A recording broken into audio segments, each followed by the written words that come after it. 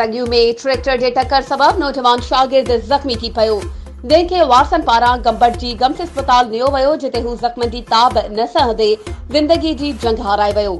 संदसि लाश घर पहुचण ते वारसनि में रोॾीराड़ो पइजी वियो। सगियू शहर में ट्रैक्टर जे टक्कर सबब 13 वरहनि जो नौजवान शागिर्द सनाउल्ला चन्ना वल्द असदुल्ला चन्ना फौत थी वियो। जॾहिं त नौजवान शागिर्द सनाउल्ला चन्ना मोटरसाइकिल ते घर वञी रहियो हुयो त ओचितो ट्रैक्टर जे टक्कर सबब ज़ख्मी थी पियो, जंहिंखे फौरन गंबट जी गम्स अस्पताल नियो वियो, पर हू बची न सघियो ऐं फौत थी वियो।